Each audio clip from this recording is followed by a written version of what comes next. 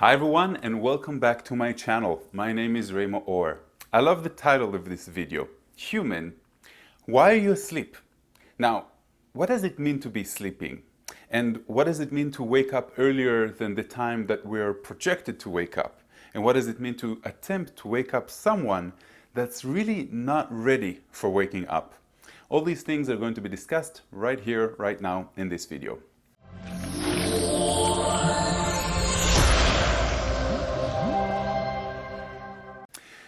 So, what do I mean when I say wake up?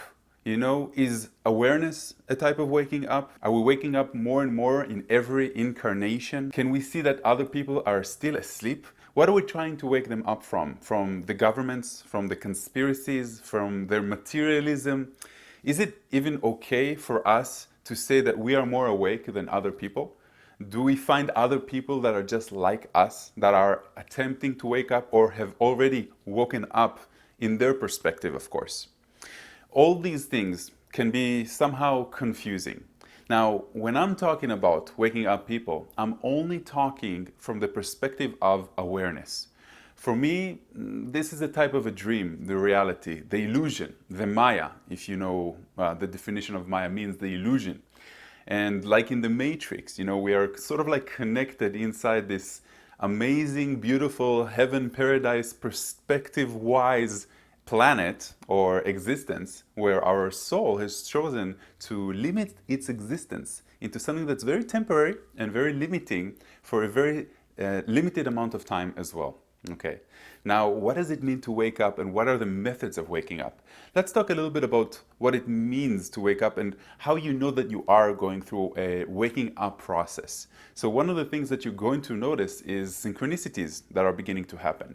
You will start noticing and becoming aware of your thought patterns, of your, you can say, knowingness, which is one level above a belief, because a belief is still something that changes quite a lot, but a knowingness is hard as a rock.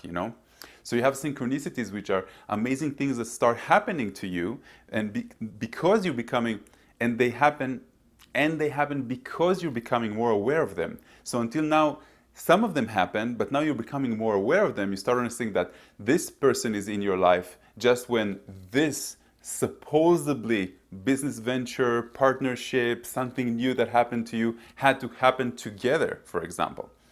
Downloads means that your intuition is kicking in, and that means that you're beginning to believe the inner story or the inner voice much more than the outer circumstances, the opinions of others. You're pleasing others less and you're becoming more and more of your true self. That's the process of waking up. Of course, there's a lot more things that I can add. There's the awareness, there's the synchronicities, there's the downloads, the intuition. There's other things that are beginning to happen to you as well because you're beginning to become more aware. Now, some people may struggle with this. One of the reasons is that we are leaving people behind. People that we think that are no longer in the vibration or the frequency that we have achieved so far. In other words, they don't understand us. Sort of like parents, siblings, friendships, relationships. Some things we have to let go in order for other doors and windows to open in our life. And this is a part of the process that's a little bit sad because we feel that we're putting them behind and we actually think it's a little bit condescending that they are behind us and therefore they're not in our level, which is a very negative way of looking at it, very separateness instead of unity. But this is something that the ego does for us. It separates us.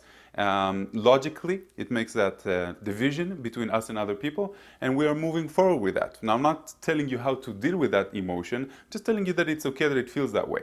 There's also a negative emotion that comes when we're talking about environment and saving the planet. We kind of take responsibility because we understand that everything is like one. Now, how do we wake up someone that is asleep? Okay, if you want to define it in that way. You have to be yourself. That's the first rule.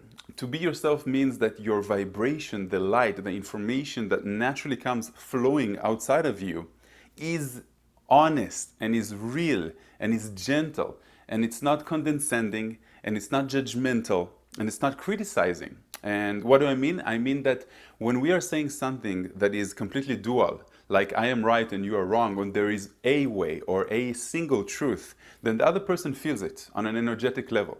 It means that they feel like you are condescending over them. They feel like you think that you're superior, especially if you say sentences like, I used to be like that. You know, I used to eat meat, or I used to believe in a single God, and then it kind of makes them feel uncomfortable. The one rule is to be your true self, your natural self. Now, when you set an example, not by judging, not by criticizing, just setting an example, and they come asking you, that changes the whole picture for them, okay?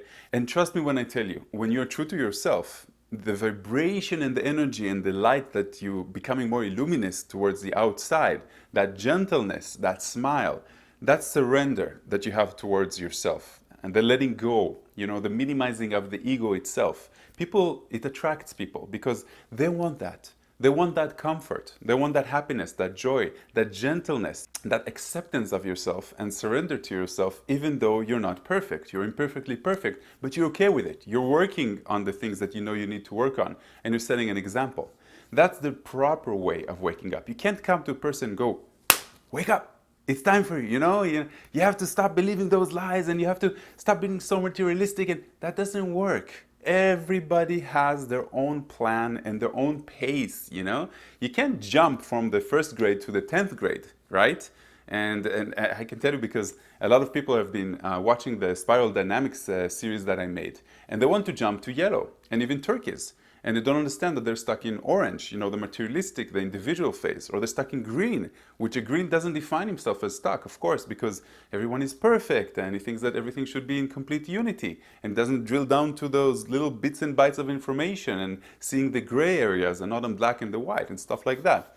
So we can't really make the jump. We have to take the time. And there are different methods of getting you there faster, like I talked about, awareness, letting go. There are exercises, meditation and yoga and other stuff that can get you there, but they will probably make you get there temporarily and not like in a constant way, like the difference between happiness and joy, which is joy is a perpetual state of continuous happiness. Now, you should not attempt to wake up someone that's not ready to be awoken, just like in the movie The Matrix, you know? And you already know about that because what you're going to see is that reality is going to push you back. You're going to have arguments, you're going to have misunderstandings, you're going to have judgments, you're going to feel bad, they're going to feel bad. Just let them go, let them be at their own pace. And if they don't vibrate in the same frequency as you, slowly disengage, you know? If it's a bad relationship, even if it's blood related and stuff like that, there's people that don't keep in touch that much, but you have to work your differences. As someone that is practicing the yellow spiral dynamics, you have to go down and understand the way that they see things and talk to them in the same language that they do. You know, like my father, my biological father, is an Orthodox rabbi. Do you think I talk to him in the same way that I talk to you? I don't think so. I'm talking about angels, and I say God instead of creation, and I try to see his own world and how I can relate to him in his own methods, because he's not going to change to my methodology, and he's not going to understand my own language. He is definitely not going to meet me in the middle. So I have to relate to him in the world of his symbology and his lexicon, if you could say. So to summarize, sleeping is not a bad thing. Being asleep as a human being, you know, surrendering to the human experience is also not a bad thing. If you choose to want to wake up because you think that the real world is better than the dream world, you know, that's completely up to the individual's decision. And we are slowly waking up anyway. What you see is the 5D and the 3D collision.